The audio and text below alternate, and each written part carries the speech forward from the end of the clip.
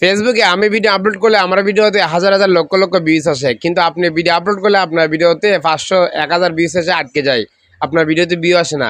এর কারণ হচ্ছে আপনি সঠিক নিয়মে ভিডিও আপলোড করতে পারেন না। আজকের এই ভিডিওতে আমি আপনাকে শিখাবো কিভাবে সঠিক নিয়মে ফেসবুকে ভিডিও আপলোড করবেন, কিভাবে সঠিক নিয়মে টাইটেল, ডেসক্রিপশন, হ্যাশট্যাগ ব্যবহার করবেন এবং ভিডিওতে কিভাবে কাস্টম থাম্বনেল সেট করবে, এ টু জেড আজকের এই ভিডিওতে দেখাবো। অবশ্যই ভিডিওটা মনোযোগ সহকারে শেষ পর্যন্ত দেখবেন। তুমি আপনার ফেসবুক পেজে আপনি আসবেন, তারপরে উপরে প্লাস এখানে ক্লিক করবেন, এখান থেকে রিলিজ অপশনে ক্লিক করে এখান থেকে আপনি ভিডিওটা সিলেক্ট করবেন। সো ভিউয়ার্স, এবার আমি ভিডিওটা সিলেক্ট করছি। এবার আমাকে ভিডিওর টাইটেল এবং ডেসক্রিপশন দিতে হবে। সো টাইটেল এবং ডেসক্রিপশন লেখার সময় অবশ্যই আপনারা একটু বিষয় খেয়াল রাখবেন। এই যে আমি এখানে দিছি প্রথমে একটা আগুনের একটা ইমোজি, ঠিক আছে। তারপরে এখানে লেখছি সঠিক নামে ফেসবুক পেজে ভিডিও আপলোড এবং ভাইরাল একটা রকেটের একটা ইমোজি দিছি। সো এরকমভাবে আপনার টাইটেলটাকে এরকমভাবে কপি করবেন, কপি করে এখান থেকে আপনারা উপরে টাইটেলটাকে দিয়ে দিবেন, আবার নিশ্চয়ই উপরে নিচে দিয়ে দিবেন। অবশ্যই টাইটেলের মধ্যে ইমোজি ব্যবহার করবেন। আমি যেভাবে দিয়েছি আগুনের এবং রকেটের, এইরকমভাবে সামনে পিছিয়ে বা মধ্যে আপনার ইমোজি ব্যবহার করবেন। এতে দর্শকরা আপনার টাইটেলটা দেখে কিন্তু ক্লিক করবে।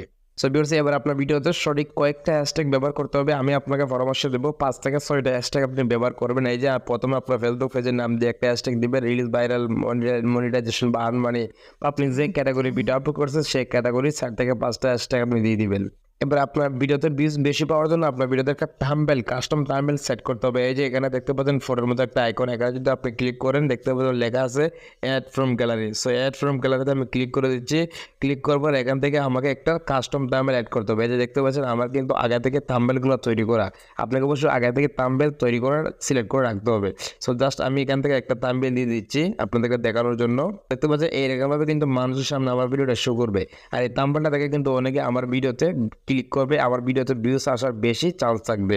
তারপরে এখান থেকে উপরে দেখতে পাচ্ছি আমি সেভে ক্লিক করে দিচ্ছি। সো এবার আপনাকে কোনো কিছু করতে হবে না, জাস্ট শেয়ার নাও ক্লিক করে ভিডিওটা আপলোড করে দিবেন। সো ভিউয়ার্স, ভিডিওটা আপলোড করার পরে আপনি 10 মিনিট আপনি অ্যাক্টিভ থাকবেন, আপনার প্রোফাইলের মধ্যে অ্যাক্টিভ থাকবেন। এই অবস্থায় আপনার ভিডিওতে যারা কমেন্ট করবে প্রত্যেকের কমেন্টে রিপ্লাই দিবেন, এতে আপনার ভিডিওর রিচ আরও বাড়বে, আপনার ভিডিওতে ভিউজ বেশি আসবে। এখন আমি আপনাকে বলবো কত সেকেন্ডের রিলিজ ভিডিও তৈরি করে আপলোড করলে বেশি ভাইরাল হয়। আমি আপনাকে পরামর্শ দেবো আপনি যত কম সেকেন্ডের পারেন, মানে ফেসবুকের নিয়ম অনুযায়ী 15 সেকেন্ডের উপরে এবং 1 মিনিটের ভিতরে যদি আপনি সঠিকভাবে একটা সুন্দর করে এডিট করে রিলিজ তৈরি করতে পারেন, এই ভিডিওটা কিন্তু দর্শকরা বেশি দেখবে, ঠিক আছে। ফেসবুকে মানুষের লম্বা ভিডিও দেখতে ভালো পায় না, আপনি শর্ট করে শর্ট আকারে একটা রিলিজ ভিডিও তৈরি করবেন।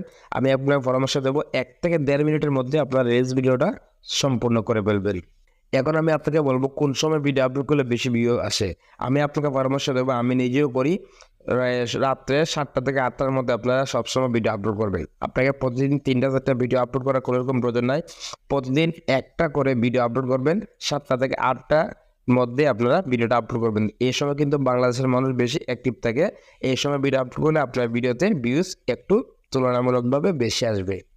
এখন আমি আপনাকে বলবো কোন সাইজের ভিডিও বেশি ভাইরাল হয়। আমি যে ভিডিওগুলো আপলোড করি এগুলো হচ্ছে, এটা রেশিও হচ্ছে 1:1। এই যে এখান থেকে এখানে এটা হচ্ছে 1:1।